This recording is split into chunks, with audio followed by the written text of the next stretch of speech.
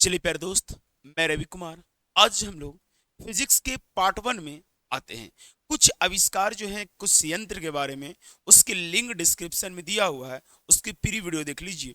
और हम चलते हैं आज फिजिक्स में। फिजिक्स में जो टॉपिक रखा है भाई, मैंने मोशन रखा है। मोशन का मतलब हो गया गति। देखिए, पुनरावृत्ति के आधार पर पुनरावृत्ति के आधार पर पुनरावृत्ति के आधार पर गति को दो भागों में बांटा गया है। कितना भागों में? तो पूछा जाएगा पुनरावृत्ति के आधार पे दो भागों में। एक का नाम है आवृत्ति गति, दूसरा नाम है सरल आवृत्ति गति। सरल आवृत्ति गति, इन दोनों को बात को हमें समझना है बहुत बेहतरीन तरीका से भाई। देखिए, आवर्ती गति में जो चल रहे हैं हम लोग, इसमें जो मुख्य रूप से होता है ये गोलाकार वाला में चलता है। यानी कि यहाँ पे जो केंद्र होता है वो 360 डिग्री, और यहाँ पे अगर शुरू किया होगा और यहाँ से घूमते हुए वापस यहीं पे आ जाए, इसे हम लोग आवर्ती गति कहते हैं। सरल आवर्ती गति देखिए ऐसे रहेगा ये, और ये ऐसे, यानी कि ऐसे ये घूमेगा तो हम समझ जाएंगे कि ये जो हो रहा है ये सरल आवर्त गति। इसमें जो आता है वो पेंडुलम आएगा भैया। ये क्या आएगा? पेंडुलम। पेंडुलम जो होगा घड़ी का, वो सरल आवर्त गति का उदाहरण होगा। दूसरी बात, इसमें जो होगा घड़ी होगा, और क्या पृथ्वी होगा। जो पृथ्वी अपने सूर्य के चारों ओर जो घूम रही है, ये कौन सा? आवर्ती गति। इसमें और चीज होता है, समझ लीजिएगा ध्यान से। घड़ी की जो सुइयां घूमती है, अगर मिनट वाला कहा जाएगा, सेकंड वाला कहा जाएगा या घंटा, तो घंटा वाला चलेगा तो एक घंटा में, यानी एक चक्कर लगाने में से, पूरा चक्कर लगाने में से 12 घंटे का समय लगेगा।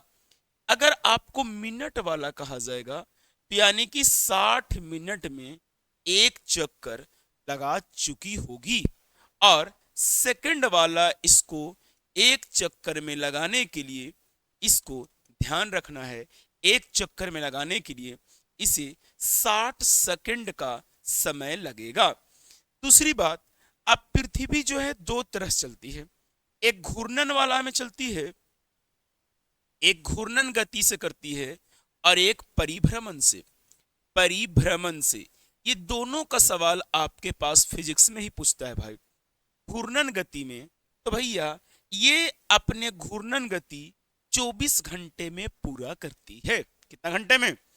जबकि परिभ्रमण गति 365 दिन में पूरा करती है। कोई कोई 366 दिन, तो ये 24 पॉइंट जाएगा तो 4 साल बाद जो मामला होगा, तभी उतना दिमाग नहीं लगाइए। अभी आपको सिंपल, घूर्णन गति से मौसम परिवर्तन होते हैं, ये भी सवाल नोट है, ठीक है। और परिमन घूर्णन गति से, माफ करना, घूर्णन गति से दिन और रात होते हैं, और परिभ्रमण से मौसम परिवर्तन होते हैं। क्लियर हो गया? आगे चलते हैं। ये देखिए, पेंडुलम, घड़ी के पेंडुलम जो होगा सरल आवर्ती गति का। एक आते हैं भाई, यानी गति में ही, जिसे हम कहते हैं प्रक्षेप गति। कौन गति? प्रोजेक्टाइल, प्रक्षेप, प्रक्षेप गति, प्रक्षेप, प्रक्षेप, प्रक्षेप गति, इसे हम कहते हैं प्रोजेक्टाइल मोशन। देखिए, इसमें क्या है प्रोजेक्टाइल मोशन? धरती से यानी पृथ्वी से कोई पिंड को, यानी आकाश की तरफ फेंका जाए तो एक वक्राकार करेगा, तो वही है तो है प्रोजेक्टाइल मोशन। जैसे ये धरती है, अब यहां से हमने कोई वस्तु बीगा तो ये जाएगा, तो इसी में होता है जो ये गति कर रहे हैं ना, यही है प्रोजेक्टाइल मोशन। इस पे भी 3 सवाल है भाई। कितना सवाल है? 3 सवाल। प्रोजेक्टाइल मोशन आप समझ जाइएगा, तो इसमें 3 चीज आता है। पहला चीज आता है उड़यन काल, ठीक है। देखो, तीनों उड़यन काल को हम लोग टी कहते हैं, इसे टाइम ऑफ पीरियड कहते हैं, उड़यन काल। दूसरा आता है, उड़यन काल के बाद हम लोग पढ़ेंगे यानी एच मैक्स, इसका मतलब हुआ अधिकतम ऊंचाई। अधिकतम ऊंचाई के बारे में फार्मूला आता है डायरेक्ट भैया। दूसरी बात आता है रेंज। रेंज का मतलब होता है परास। रेंज का मतलब परास होता है। ये तीन फार्मूला आपके पास पूछा जाता है।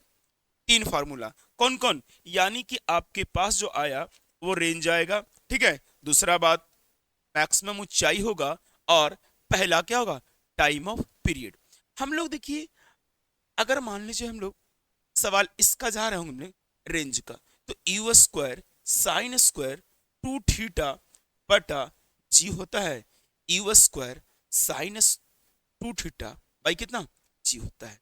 अगर महत्तम ऊंचाई की बात कर रहा होगा, देखिए you square sine square theta बटा टू जी।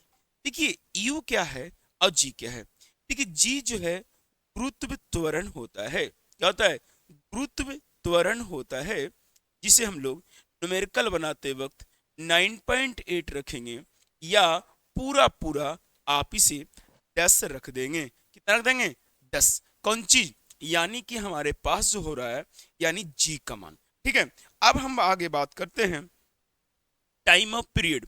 तो इसका formula 2u sine theta by g. तीन आपको याद रखना है बहुत बढ़िया तरीके से। पहला होता है उड़यन काल t बराबर 2u sine theta by g. Maximum ऊंचाई का अधिकतम ऊंचाई कहा जाएगा भाई, इसकी सारी पीडीएफ टेलीग्राम में मिल जाएगा। U square sine square theta two g u square sine two theta by g range. और देखिए रेंज का जो अधिकतम मान पूछता है तो आप याद रखिएगा, रेंज में अधिकतम मान कहा जाएगा तो भैया थीटा में पूछा जाएगा तो 45 डिग्री। डिग्री, देखिए रेंज का मतलब हो रहा था ये अधिकतम ऊंचाई, कितना देर तक हवा में रह रहा है, कितना परास हो रहा है, इसी के बारे में आपके पास आ रहे थे। तो एक बार बोलिए time of period 2u sine theta by g. अधिकतम ऊंचाई का u square sine square theta by two g. परास के लिए u square sine two theta by कितना जी। जी क्या है, गुरुत्व। यू क्या है, प्रारंभिक वेग। यू क्या है, प्रारंभिक वेग। इतना गति तक हम लोग चले। अगला गति जो आता है, अब गति को न्यूटन साहब ने, गति को न्यूटन साहब ने दो भागों में बांटा। कितना भागों में, अब देखिए दो भागों में बांटा। एक बांटा नियम, एक बांटा नियम, और दूसरा बांटा हमने समीकरण। हमने नहीं बांटा भैया, कौन, न्यूटन। और न्यूटन ने एक किताब लिखा था जो 1687 ईस्वी में प्रिंस पिया नामक किताब को दर्शाया। और ये 1600 कितना 87 में, कौन जी, न्यूटन। अब दो भाग में बांटा, एक समीकरण और एक क्या, याद रखना है, एक समीकरण बांटा और एक क्या बांटा, नियम बांटा। तो ध्यान रखिएगा, समीकरण को हम चलते हैं तो पहला समीकरण के बाद चलते हैं बहुत बेहतरीन से। तो आप याद रखना v बराबर u plus A T, v बराबर u plus A T, v बराबर u प्लस ए टी। भाई v क्या है, तो v का जो यूज होगा भाई अंतिम वेग होगा। क्या होगा, अंतिम वेग हम लोग v को कहते हैं। u को क्या कहते हैं भैया, प्रारंभिक वेग। u को क्या कहते हैं हम लोग, प्रारंभिक वेग। देखिए ए क्या है भैया, त्वरण है। ए क्या होगा, त्वरण होगा। टी क्या होगा भाई, समय होगा। अब इसी को फार्मूला को चेंज करेगा, यानी v माइनस यू बटा यानी कि t, यानी कि वेग में परिवर्तन के दर को हम त्वरण कहते हैं। वेग में परिवर्तन के दर को हम क्या कहते हैं, त्वरण कहते हैं। इसका यूनिट मांग देता है भाई, तो आप याद रखना इसकी यूनिट जो होगा मीटर पर सेकंड स्क्वायर होगा। मीटर पर सेकंड स्क्वायर होगा न्यूटन का प्रथम नियम। तो याद रखना ध्यान से, प्रथम नियम हम लोग जान चुके हैं। अब आते हैं हम लोग दूसरा नियम के बारे में। देखिए न्यूटन का दूसरा नियम, देखिए ध्यान से समझना है, एस बराबर U T plus half A T square. U T plus half A T square. S क्या है भैया? दूरी जिसे हम विस्थापन कहते हैं। यू क्या है? प्रारंभिक वेग। यू क्या है? प्रारंभिक वेग। टी क्या है सर? समय है। टी क्या है? समय है।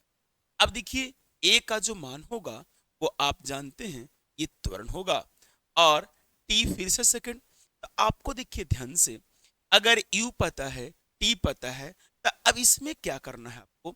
बहुत सिंपल, कि कोई भी वस्तु अगर स्थिर है और गतिशील होना चाहती है, तो जब स्थिर विरामा से गतिशील है तो यू का मान होगा 0 और भी पता होगा। या कोई वस्तु गतिशील है और वो रुकना चाह रही है, ब्रेक लगाना चाह रही है, तो आप उस समय जो वैल्यू होगा वो आप समझना, यानी कि v का मान 0 होगा। तो u का मान दिया नहीं रहेगा 0। हम न्यूमेरिकल बेस्ड क्लास चलाएंगे, उसमें आपको पूरी क्लास आपको रहेगा, क्योंकि मैंने जो शुरू किया है पूरी तरह से फिजिक्स को निचोड़ लेके आएंगे और ऑब्जेक्टिव ही कराते चलेंगे। एक सेशन रहेगा ऑब्जेक्टिव और एक सेशन आपको थ्योरी चलते रहेगा भाई। अब सर इस न्यूटन का तीसरा नियम, सर देखिए तीसरा नियम में क्या होगा? भी स्क्वायर बराबर you square plus 2as। Sir S क्या है? अभी मैंने बताया भाई, एस को हम लोग विस्थापन कहते हैं, डिस्प्लेसमेंट कहते हैं, ए को हम लोग त्वरण कहते हैं, एक्सेलरेशन, और ये हो गया अंतिम वेग। ठीक है, कौन वेग? अंतिम वेग भाई। और ये हो गया प्रारंभिक वेग। कौन वेग? प्रारंभिक वेग हम लोग को कौन है? यू है भाई। यहां तक में कोई समस्या नहीं होना चाहिए, कोई दिक्कत भाई नहीं। तो आगे चलेंगे हम लोग, ठीक है? आगे चलते हम लोग, ध्यान समझना। अब देखिए ध्यान से, अब गति के जो नियम चल रहे थे, तो आपको ध्यान समझना है कि आपको नियम चलेंगे। तो पहला नियम सर हम लोग नियम में चलेंगे, कौन सा? पहला नियम। तो पहला नियम में हमें याद रखना है, बहुत सारी चीजों को ध्यान समझना है भाई, कि इसी को कहते हैं लॉ ऑफ इनर्शिया, जड़त्व का नियम। क्या कहते हैं हम लोग? जड़त्व का नियम। यानी इसको खोज करने वाला वैज्ञानिक जो रहा था, यानी खोज वाला वैज्ञानिक, इसका नाम रहा है गैलीलियो। क्या रहा है? गैलीलियो। तो इसे गैलीलियो का नियम भी कहते हैं, गैलीलियो। ठीक है, लेकिन इसको मेन जो प्रतिपादन किया है वो कौन किया है? न्यूटन ने। इसने किया प्रतिपादन, जो किया है वो कौन व्यक्ति किया भैया? न्यूटन ने किया है। दूसरी बात अगर हम चलना चाहें, तो यानी कि ये द्रव्यमान पे आधारित होता है। इस पे? द्रव्यमान पे आधारित होता है। सवाल बहुत बार पूछा गया है एग्जाम में भाई, कि जड़त्व का नियम को खोजा कौन? तो कौन खोजा है? गैलीलियो। प्रतिपादन किसने किया? तो भाई न्यूटन। अब पूछा जाएगा ये किस पे आधारित होगा, तो आपका उत्तर आ जाएगा द्रव्यमान पे आधारित होगा। अगर हम आगे बात करें, द्रव्यमान पे आधारित हो जाएगा। इसकी कुछ जो है एग्जाम्पल आती है जो बहुत अक्सर पूछे जाते हैं। जरा हम उन सभी एग्जाम्पल को बाई बाई बाई करके रखते चलते हैं। पहला आपने जानते होंगे कि अगर कोई गतिशील वस्तु है, या घोड़ा है, अश्व है, या बस है, ऐसे लिखिए, बस यदि गतिशील है, बस यदि गतिशील है, गतिशील है, तो तो अचानक ब्रेक लगाने पर, अचानक ब्रेक लगाने पर यात्री यात्री आगे की ओर झुक जाता है। यात्री कहां झुकता है? आगे की ओर झुक जाता है। ये हमारा पहला। अगर हमारे पास सवाल का उत्तर आ जाएगा दूसरा उदाहरण में, कि अगर कोई वस्तु स्थिर है, या बस बस रहेगा, या अश्व रहेगा मतलब घोड़ा, बस यदि विरामा से गतिशील हो रही है तो यात्री पीछे की ओर गिरेगा या पीछे की ओर झुक जाएगा, पीछे की ओर झुक जाएगा। ये हमारा तो हो गया हमारा एग्जाम्पल। आगे चलेंगे। तीसरा, देखिए जब पेड़ में जो है, इसमें पेड़ में शाखा हिलाया जाए तो फल नीचे गिरते हैं, यानी कि पेड़ की शाखा हिलाने पर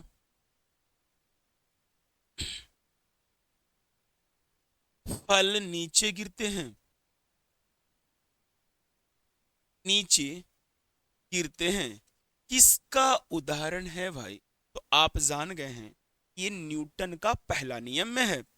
आगे हम बात करें तो देखिए ध्यान समझिएगा। अब आगे कंबल को डंडे से पीटने पर धूलकण बाहर आते हैं, धूलकण बाहर आते हैं। तो ये भी उदाहरण जो होगा भैया वो किसका? न्यूटन के ही पहला नियम में होगा। आगे, हथौड़े को हाथ में कसने के लिए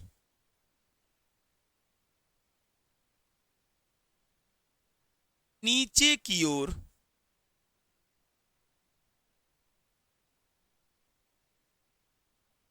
चोट करते हैं। देखिए जैसे हथौड़ा है भाई, तो पूरा कस के मारना है तो एक बार क्या करते हैं? नीचे करते हैं ताकि बैलेंस बने। और तो न्यूटन का क्या पहला नियम। तो आपने उदाहरण जितना चला, हमने 5 उदाहरण चला जो न्यूटन का कहमा 5वां जो उदाहरण चले हम लोग, ये आपको ध्यान रखना है और इसकी सारी पीडीएफ आपको टेलीग्राम पे मिल जाएगा। आइए, दूसरा नियम है भाई द्वितीय नियम। इसे हम द्वितीय नियम कहते हैं। कौन नियम? द्वितीय नियम भाई। देखिए गति का द्वितीय नियम जो होगा, ये आप ध्यान से रखना। द्वितीय नियम की बात जो कर रहे हैं हम लोग, ये बल का व्यंजक प्राप्त होता है। बल का दूसरा नियम से हम लोग बल का व्यंजक प्राप्त होता है। ये बहुत सवाल पूछता है भैया, तो इसको हम लोग कहते हैं एफ बराबर एम ए। एफ बराबर एम ए। एफ क्या है भाई? बल है। एम क्या है? मास है। ए क्या है? द्रव्यमान। यानी बल बराबर द्रव्यमान गुना त्वरण होता है। इस सवाल को हम लोग ऐसे भी लिख सकते हैं भाई कि एफ बराबर एम भी माइनस यू बाई टी। क्यों? कि वेग में परिवर्तन के दर को हम लोग त्वरण कहते हैं।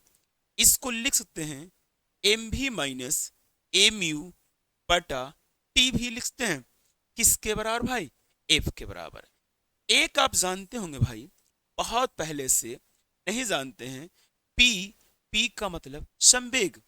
संवेग का फॉर्मूला होता है मास गुना वेग।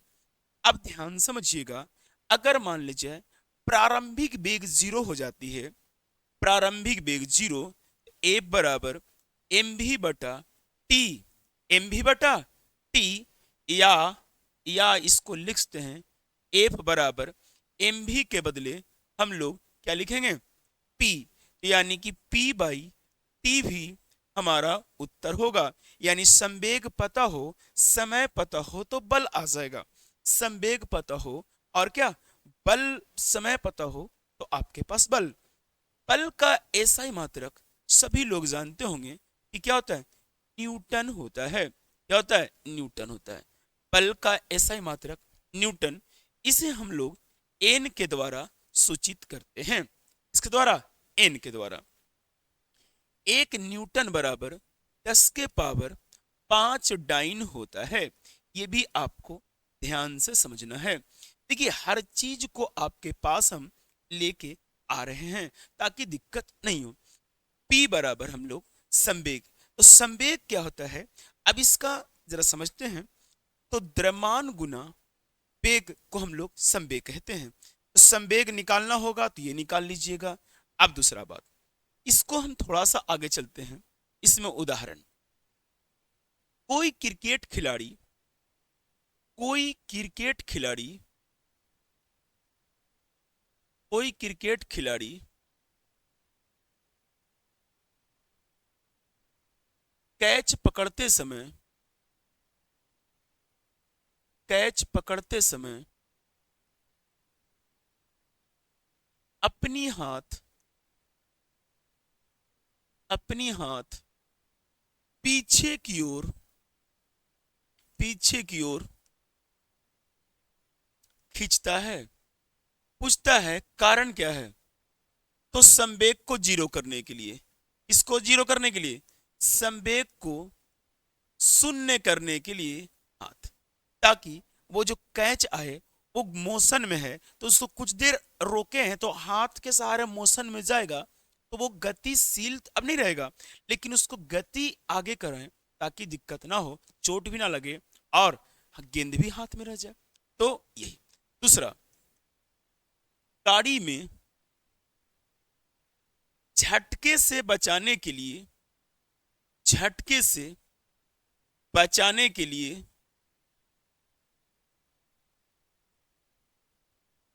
ऑब्जर्वर लगे होते हैं। ऑब्जर्वर लगे होते हैं। ऑब्जर्वर लगे होते हैं। नहीं समझ में आया सर? देखिए ऑब्जर्वर का मतलब होता है, आप जानते हैं सॉकर। तो गाड़ी में जितनी सॉकर रहेगी ताकि नीचे भी चलेगी तो आपको झटका महसूस नहीं होगा। तो ये गाड़ी में ऑब्जर्वर लगे होते हैं। इसके न्यूटन का दूसरा नियम।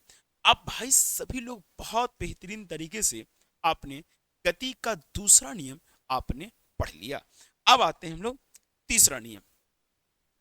देखिए गति का तृतीय नियम सर, कितना नियम? तृतीय नियम।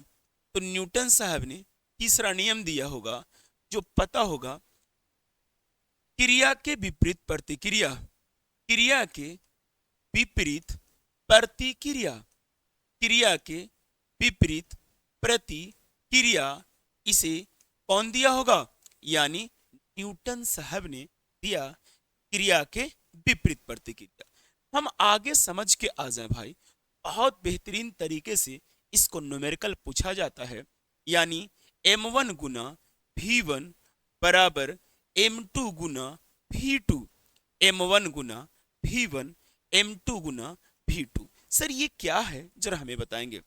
देखिए ये गोली का वजन है, गोली का द्रव्यमान है m1, और v1 जो मानिएगा भाई, इसको गोली का स्पीड यानी कि गोली की चाल।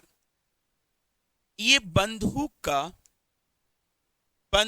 का द्रव्यमान होगा भाई, और v2 जो होगा ये गोली का नहीं, बंदूक का क्या होगा? चाल। देखिए बंदूक जो होगा, आप गोली उससे बुलेट छोड़िएगा तो झटका देगा। ये कौन सा नियम? तृतीय। तो m1 गुना, खास ध्यान रखना, अगर केजी तो सभी केजी में होगा और मीटर पर सेकंड होगा तो मीटर पर सेकंड। तो कभी कभी आपके पास जिक्र आ जाएगा मीटर पर सेकंड में होगा तो आप चेंज कर लेना 18 बट, मान लीजिए किलोमीटर में होगा, पहले समझ लेना है किलोमीटर होगा तो 5/18 करोगे मीटर पर सेकंड आ जाएगा। ज्यादा यूज यही रहता है। या मीटर पर सेकंड होगा, इसे किलोमीटर में बनाना होगा तो 8/18/5 किलोमीटर बराबर। 1 kg बराबर आपके पास जानते होंगे 1000 ग्राम। तो दोनों तरफ यूनिट सेम रखिएगा ताकि न्यूमेरिकल बनाते वक्त दिक्कत ना हो। 1 मीटर बराबर आपको 100 सेंटीमीटर। इन सभी को न्यूमेरिकल बनाते वक्त ध्यान रखना है, क्योंकि न्यूमेरिकल हम चलाएंगे तो उसमें आएगा। और ध्यान समझिए भाई, ये बहुत अच्छा सवाल यहां से पूछा जाता है। हम इसकी उदाहरण देखा जाए, यानी एग्जाम्पल, सभी लोग हो गए कि बंदूक से छोड़ी गई गोली, बंदूक से छोड़ी गई गोली किसका? बंदूक से छोड़ी गई गोली न्यूटन का क्या नियम? तीसरा नियम, क्योंकि बंदूक झटका देगी। दूसरा, नौ से कूदने पर, नौ से कूदने पर नौ पीछे की ओर, पीछे की ओर जाती है। यानी पानी में अगर नौ है तो आप जैसे ही आप धरातल पे आएंगे तो नौ कहां? पीछे की ओर। न्यूटन का तीसरा नियम। अब रॉकेट को उड़ना, रॉकेट का उड़ना, ये न्यूटन का तीसरा नियम। या रेखीय संवेग संरक्षण आएगा भी, रेखीय संवेग संरक्षण, रेखीय संवेग संरक्षण भी आपके पास आएंगे। तो आपने भाई ये चला आपने, तो रॉकेट का उड़ना रेखीय संवेग संरक्षण के आएगा। एकदम धीरे धीरे हम लोग फिजिक्स को पूरा बढ़िया से कर लेंगे और इसके ऑब्जेक्टिव भी चलते रहेंगे। एक सेशन आपको ऑब्जेक्टिव रहेगा और एक सेशन थ्योरी। तो ऑब्जेक्टिव कहीं से भी सवाल हो सकता है, हम उधर कराते रहेंगे।